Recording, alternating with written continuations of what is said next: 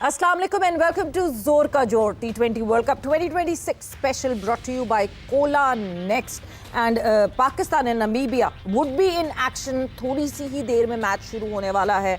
Toss हो गया है, टॉस पाकिस्तान ने जीता है और टॉस जीत के जो है वो पहले बैटिंग का फैसला किया है. सिनालीज ग्राउंड में ये मैच खेला जाएगा. So yes, the R Premadasa squares are not here any more. हम यहाँ रेगुलर खेलते रहे हैं और दो चेंजेस पाकिस्तान की तरफ से हुए हैं. सो शाहीन शाह आफरीदी एंड अबरार अहमद जो है उनको रेस्ट कराया गया है एंड रिप्लेसमेंट में सलमान मिर्ज़ा आए हैं शाहीन शाह आफरीदी की जगह एंड अबरार की जगह आए हैं Khawaja Nafir. So yes, this is the change that is. मगर पॉइंट वही है कि मसले तो बैटिंग में आए थे, बैटिंग हम प्रॉपर नहीं कर सके थे, तो चले एक बैटर बढ़ा दिया है. मगर जो सारे इश्यूज आए थे, खैर इसके ऊपर हम बात करते हैं डिटेल में. इससे पहले एक मैच का इख्तिताम हुआ जहां यूएई और साउथ अफ्रीका एक दूसरे के मद्दे मुकाबल थे. साउथ अफ्रीका ने 6 विकेटों से जीत हासिल की और कल एक मैच बहुत इंपॉर्टेंट इसलिए कह रही हूँ, it was a dead rubber. मगर स्कॉटलैंड और नेपाल, और जिस तरह नेपाल ने चैलेंज किया, जिस तरह नेपाल ने जो है वो स्कॉटलैंड के अगेंस्ट खेला, द पॉइज, द पैशन, जो एनर्जी जो हम अपनी टीम से मांगते हैं, कल ऐसा लगा कि नेपाल में वो सब कुछ था. बात करेंगे इन मैचेस के हवाले से और डिस्कशन की शुरुआत करते हैं. मेरे साथ मौजूद हैं शाहिद खान आफरीदी. अस्सलाम वालेकुम शाहिद. सवेरा आज ग्रीन में पाकिस्तान डे. बिल्कुल जी, जब पाकिस्तान एक्शन में हम यहीं बैठे बैठे ग्रीन पहन लेते शायद कि शायद थोड़ा सा कंट्रीब्यूट हम भी कर ले. But yes, what is the playing 11? Playing 11 पे नजर डाल लेते हैं. चेंजेस मैंने वैसे आपको बता दिए हैं, कौन खेल रहा है कौन नहीं खेल रहा है. सो ये प्लेइंग साहिबजादा फरहान, साइम अयूब, सलमान आगा, बाबर आजम है, उसके बाद Usman Khan, Khawaja Nafay, Shadab Khan, Mohammad Nawaz, Faheem Ashraf, Salman Mirza, Usman Tariq. So this is the 11 Pakistan की 11. और जो चेंजेस, शायद सीधा इसी बात पे आते हैं कि जो चेंजेस की गई हैं वो हमने बॉलिंग में तो चेंजेस डेफिनेटली की हैं. क्या और बैटिंग में रिक्वायर्ड थी changes? Fakhar Zaman is still on the bench. सवेरा अच्छा इशू तो क्योंकि बैटिंग में ही नज़र आ रहा था और वो भी ख़ास तौर पे स्पेशली लास्ट मैच में तो ऊपर से नीचे तक दोनों में आ रहा था. बॉलिंग और बैटिंग हमने दोनों ही बहुत बिल्कुल ऐसी है. अब देखें सवेरा, एक ये है कि अभी हम कोई वर्ल्ड कप से बाहर, जिस तरह उस दिन भी बात हुई थी कि वर्ल्ड कप से हम बाहर नहीं हैं, लेकिन अब टीम इन्होंने बना दी है. जो भी डिसाइड किया उन्होंने, हमारी हमेशा कोशिश होती है एक दफ़ा डिसीजन हो जाए तो फिर हम उसको सपोर्ट ही करते हैं हमेशा. अब आपने टीम कर लिए, मैच भी इम्पोर्टेंट है और डू और डाई है. नई पिच है, नई कंडीशन है, उस वाली पिच पे नहीं खेल रहे आप. लेट्स सी, क्योंकि यहाँ पे आपके पास फास्ट बॉलर एक ही है, दूसरा फास्ट बॉलर फ़हीम अशरफ है. उम्मीद करता हूँ कि उस लड़के को यूटिलाइज किया जाएगा. एग्जैक्टली मैं ये कहने वाली थी कि फ़हीम अशरफ, क्या सलमान अली आगा को ये याद भी है कि वो उनको बॉलिंग करनी आती है? मेरे ख्याल में लास्ट मैच के बाद बहुत सारी चीज़ें याद आ गई होंगी कि कहाँ कहाँ उसने गलतियाँ की, और उम्मीद करता हूँ कि इस बार गलतियों की गुंजाइश नश्ता. बिल्कुल, ये वही डिसीजन जो जिसकी हम बात कर रहे थे. टॉस जीत के पहले बैटिंग करें.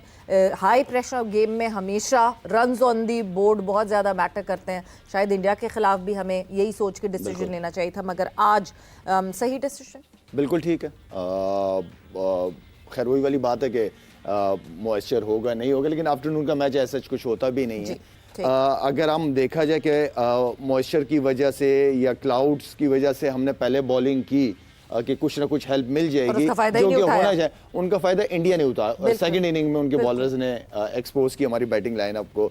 तो असल चीज़ ये है कि आपकी जब टीम, आपके पास ऐसी स्किल्स वाले प्लेयर या बॉलर्स हों जो किसी भी कंडीशन को अच्छा यूटिलाइज कर सकते हैं, जो नए बॉल से अच्छा स्विंग करते हों और जान से बॉल करते हों, तो आई थिंक असल चीज़ ये है कि प्लेयर्स के ऊपर डिपेंड करता है कि प्लेयर्स किस तरीके से उस कंडीशन को यूज़ करते हैं. लेकिन ये डिसीजन बेहतर था लेना इंडिया के खिलाफ चाहिए था, पहले बैटिंग करनी चाहिए थे. अब इसलिए कि मैंने कभी देखा नहीं, मुझे बड़े कम मैचेस आपको भी याद होंगे कि हमने चेस की तरफ गए हो या चेस किया हो हमने. तो पॉजिटिव कॉल हमेशा, बैटिंग फर्स्ट, अच्छा टोटल लगाओ, बॉलर्स उस हिसाब से प्लान हो के एंड देन फिर आप अपने प्लेयर्स को ग्राउंड में लड़ाते हैं. कंडीशंस को यूटिलाइज करने की आप जो बात कर रहे हैं, शायद क्या स्पेशल किया अब, क्योंकि मैं बार बार वो पाकिस्तान इंडिया के मैच पे इसलिए आ रही हूँ क्योंकि वो that is the last sample that we have, ठीक है, different place, different condition, different ground, और सिनालीज की कंडीशन बहुत ज्यादा डिफरेंट है आर प्रेमदासा के मुकाबले में। स्पंजी बाउंस यहाँ पे हमें देखने को मिला है जो पिछले 2 मैचेस खेले हैं।